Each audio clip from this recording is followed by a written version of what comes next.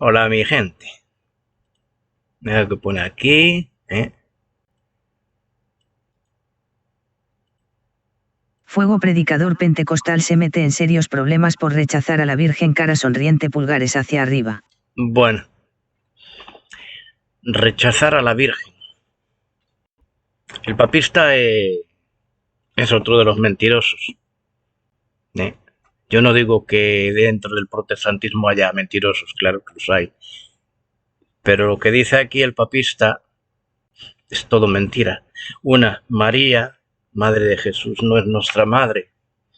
No es madre de nadie, de la raza humana, no.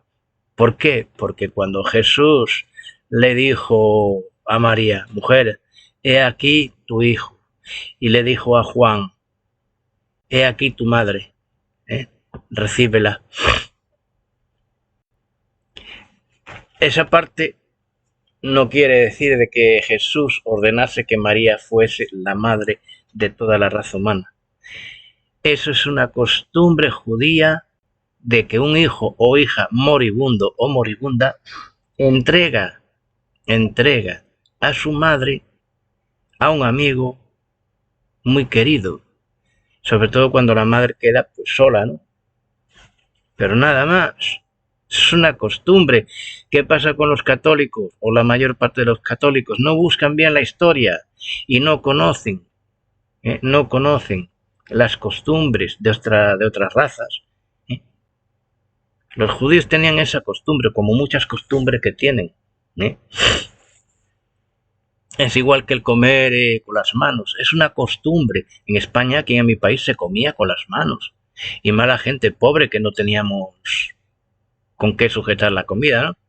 Y comíamos todos en una cacerola. Que había una familia con normalmente en esos tiempos, hace muchos años, la gente, pues, o sea, un marido y una mujer tenían hasta 20 hijos o más, ¿no?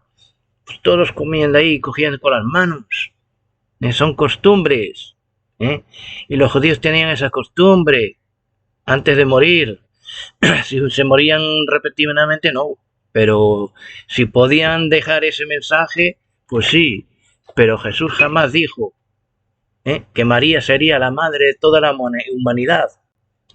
Ni siquiera los apóstoles enseñaron tal mentira. Escuchad. ¿Dónde dice las escrituras que para uno ser cristiano tiene que venerar a María? Ahora, escuchad la respuesta del papista. Es como si te pregunto, ¿dónde dice la escritura que para que uno sea cristiano tiene que venerar a su madre? ¿Veis cómo evade un poco? ¿Qué significa venerar y honrar? Porque va a hablar de honrar. Honrar. Honrar significa respetar, enaltecer o premiar el mérito de alguien. Consulta la conjugación de honrar en todos los tiempos y modos, y algunos ejemplos de uso en el diccionario de la Real Academia Española. La palabra de Dios, Jesús jamás, ni los apóstoles enseñaron de que hay que enaltecer.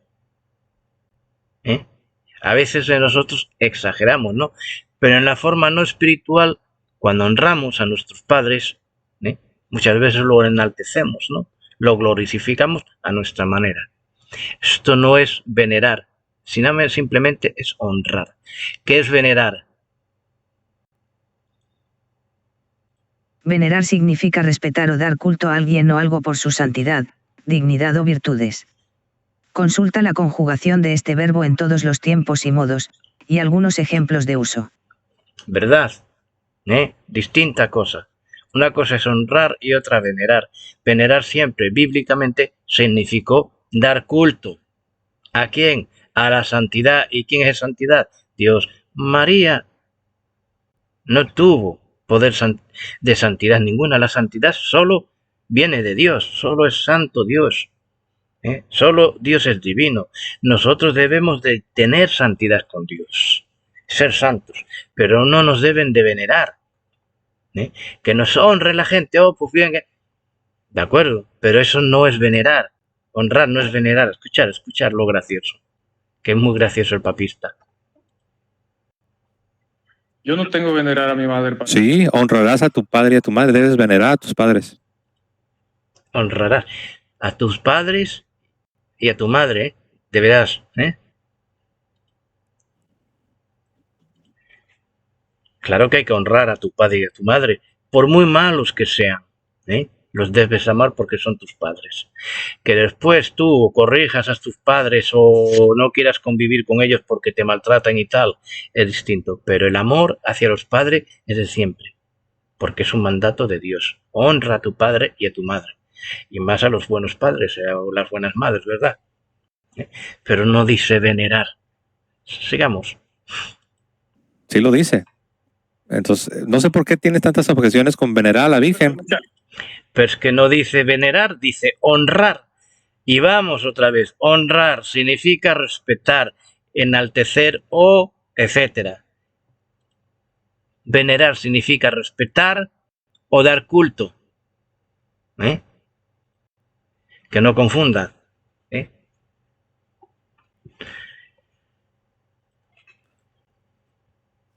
Es nuestra madre. La Virgen no es mi mamá. Sí, es tu mamá. En tal caso, Jesucristo sería... Bueno, si no es tu mamá la Virgen, no eres cristiano, porque... Si no es tu mamá, si no es mi madre, si María no es mi madre, ya no soy cristiano. ¿En dónde dice eso la palabra de Dios? La Biblia dice que los hijos de la Virgen son los que guardan la palabra de Dios. Eso es mentira. Eso no es mentira. Los hijos de la Virgen son los que guardan la palabra de Dios. No. Eso es mentira. No hay ningún solo versículo que diga tal cosa. En tal caso será los hijos de Dios que guardamos la palabra de Dios, no los hijos de la Virgen. Y tienen el testimonio de Jesucristo, Apocalipsis 12:17. Ahora vamos ahí. Apocalipsis 12:17. 12:17. Es un mentiroso, Apocalipsis 12:17. 17. Entonces el dragón se llenó de ira contra la mujer, y se fue a hacer guerra contra el resto de la descendencia de ella, los que guardan los mandamientos de Dios y tienen el testimonio de Jesucristo. Pero no dice la Virgen María. Habla de una mujer. ¿Qué mujer? La Iglesia. La novia de Cristo es la Iglesia.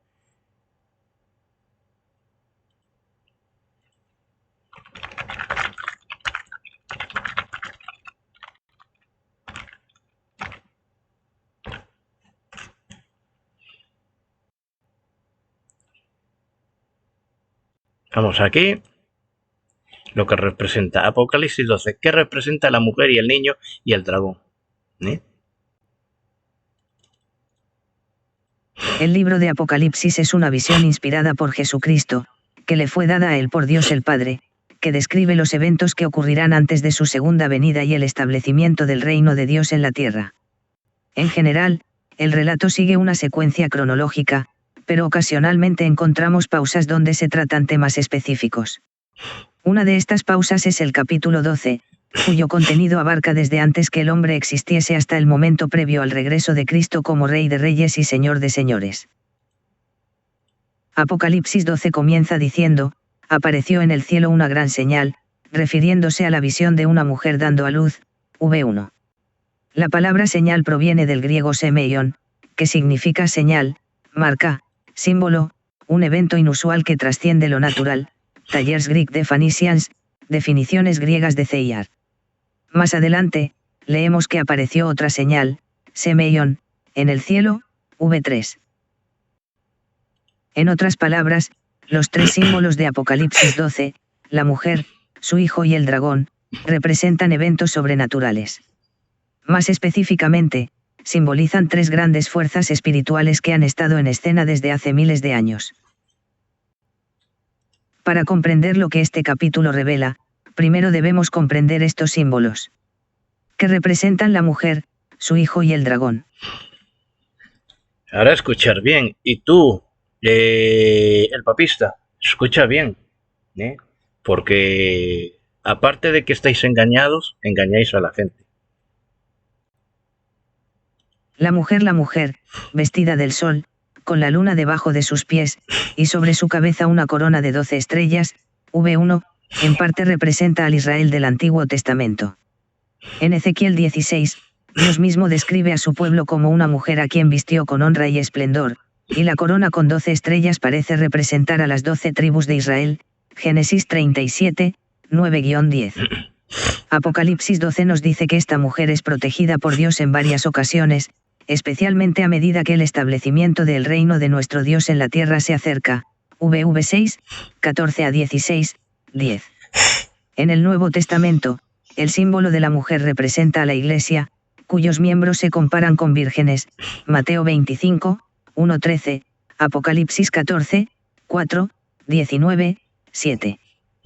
La Iglesia también recibe el nombre de Israel de Dios y la Jerusalén de arriba, que es madre de todos nosotros, y los miembros son linaje escogido, real sacerdocio, nación santa, pueblo adquirido por Dios, Gálatas 6 y 16, 4 y 26, Hebreos 12, 22-23, 1 Pedro 2, 9. De hecho, cuando Cristo regrese, se casará con la Iglesia y ésta pasará a ser su esposa, Apocalipsis 19, 7. En otras palabras, la mujer de Apocalipsis 12 representa al pueblo de Dios. Apocalipsis 17, 1 también utiliza la imagen de una mujer mala, la gran ramera, para describir a una iglesia falsa que engaña a muchos. ¿Veis? Está muy claro, claramente y totalmente súper claro, ¿verdad? Representa a la iglesia, al pueblo de Dios.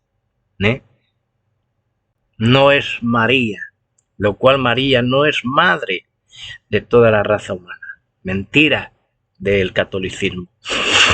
Eso es lo que la jerarquía, la élite de la Iglesia Católica, es lo que quieren que la gente crean. De que Apocalipsis, de que María es madre de toda la humanidad, para así venerarla y justificarse de que hay que honrarla. A María hay que honrarla. Es cierto, hay que admirarla y recordarla como una mujer de fe, una mujer temerosa de Dios, que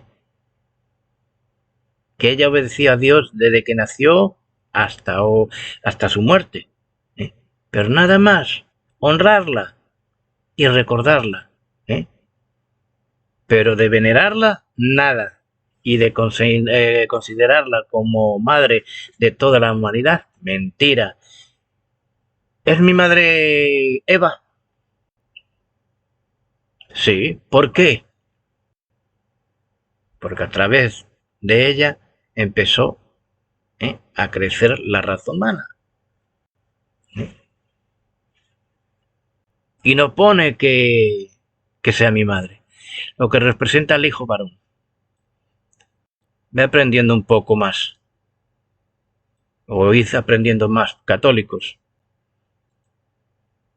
El hijo varón en Apocalipsis 12, 5, la mujer, Israel, pueblo escogido por Dios, dio a luz un hijo varón, que regirá con vara de hierro a todas las naciones y que fue arrebatado para Dios y para su trono. Claramente, este niño representa a Jesucristo.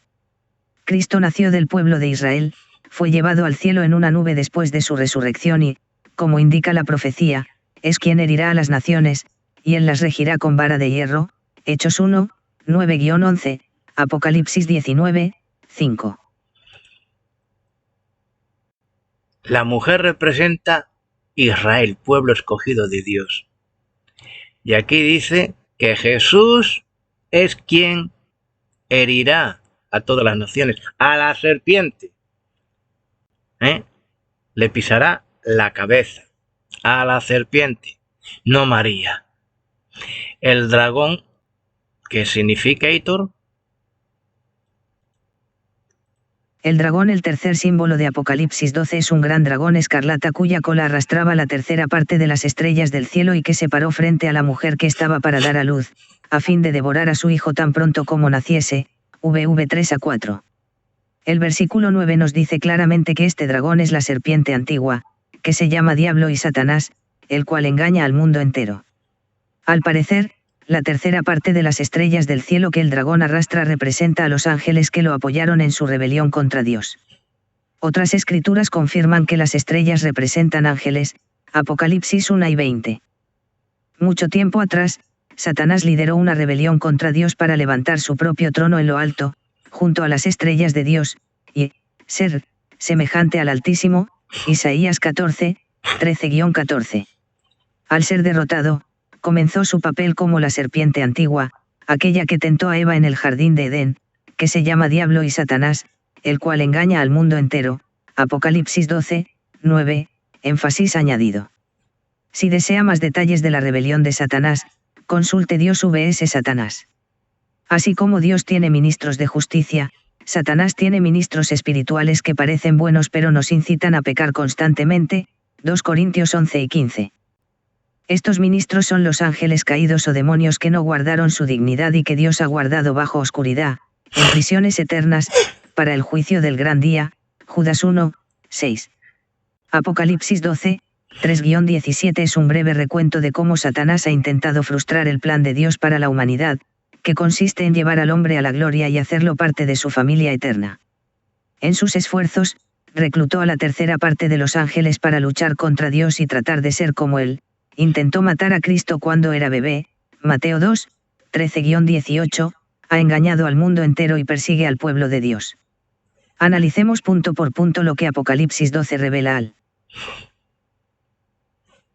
Bien, antes de nada tenéis aquí el link para que lo leáis. De momento, se está entendiendo, ¿no? Lo que significa que también el dragón es el mismo Satanás, es la serpiente antigua, donde Cristo la venció en la cruz, le pisó la cabeza.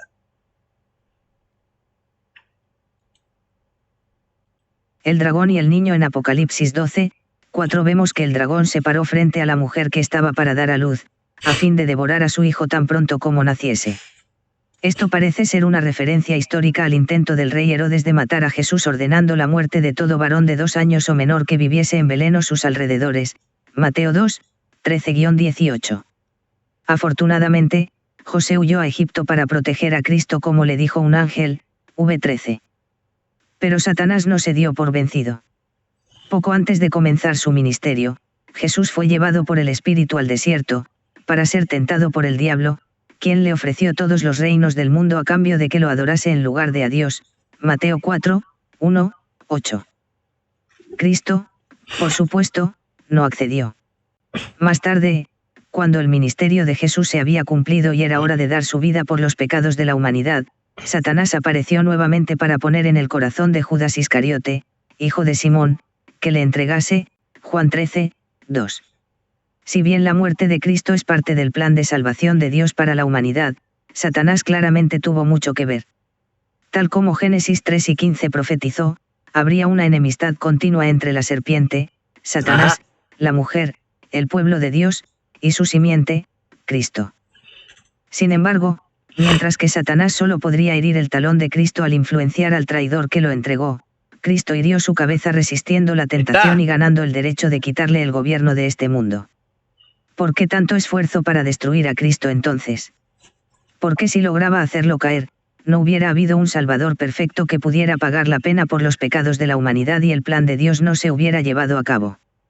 Sin un Salvador, no habría perdón de pecados para la humanidad y nadie podría llegar a ser parte de la familia eterna de Dios. Así es. O sea, que María nada que ver con el tema, con la historia. Lo único que tiene que ver es sobre el nacimiento de Jesús. Nada más. Y de que fue una mujer de fe, obediente hasta el final. Uy. Está muy claro. María simplemente fue madre de Jesús. Jesús cuando estaba muriendo en la cruz, pues dijo, mujer, he aquí tu hijo, y a Juan le dijo, he aquí tu madre. Fue una tradición, porque es una tradición judía, que a día de hoy se sigue practicando, porque los judíos tienen esa costumbre. El dragón y el pueblo de Dios, además de intentar destruir a Jesucristo, Satanás ha atacado al pueblo de Dios continuamente a través de la historia, en especial a la Iglesia, representada por la mujer en la última parte de Apocalipsis 12. A pesar de la intensa persecución que la Iglesia del Nuevo Testamento sufrió desde sus comienzos, Dios protegió a la mujer haciéndola huir al desierto, donde tiene lugar preparado por Dios, para que allí la sustenten por 1260 días, v6. Estos 1260 días representan 1260 años durante los cuales Dios protegió a la Iglesia de sus enemigos, incluyendo el Imperio Romano y el cristianismo falso. Números 2 y 34 y Ezequiel 4, 6 respaldan el paralelo bíblico entre días y años. Este periodo probablemente abarcó la época de la Edad Media. Luego, Apocalipsis 12, 7-9 nos habla de una gran batalla en el cielo entre Satanás y sus demonios y Miguel y sus ángeles, tras la cual no se halló ya lugar para ellos, Satanás y sus demonios, en el cielo y fueron arrojados a la tierra. Esta batalla es posterior a la rebelión inicial de Satanás, la cual ocurrió mucho antes del nacimiento de Cristo, v4.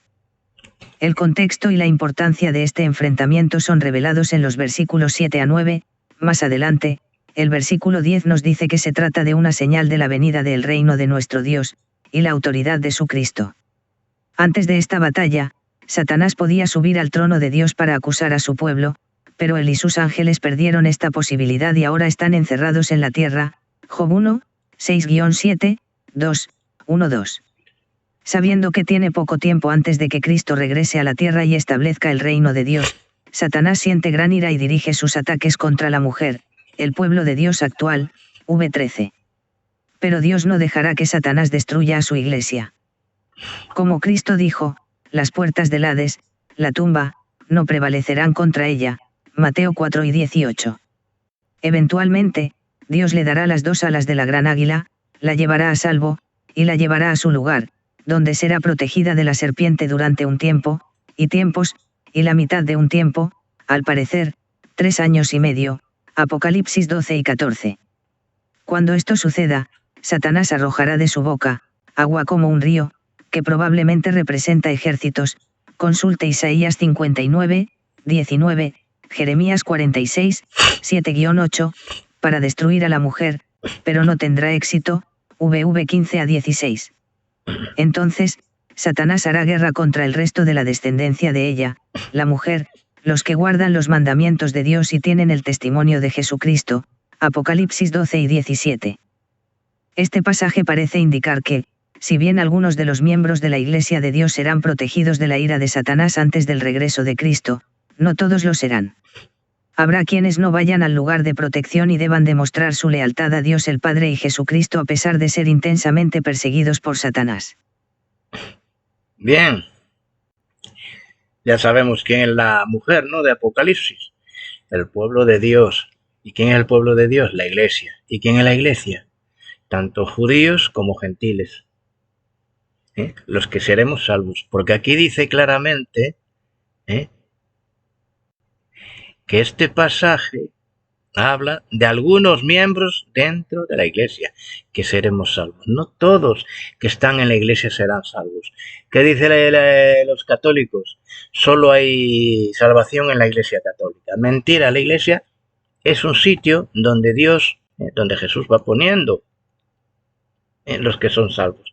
Pero resulta que dentro de la iglesia de Cristo también hay cizaña, que el diablo va poniendo también, y que Dios, que Jesús, permite, porque cuando habló de la cizaña y del trigo, porque los apóstoles querían, habló de la parábola esa, que dejemos que la cizaña crezca, porque si arrancamos la cizaña, estaríamos arrancando también el trigo.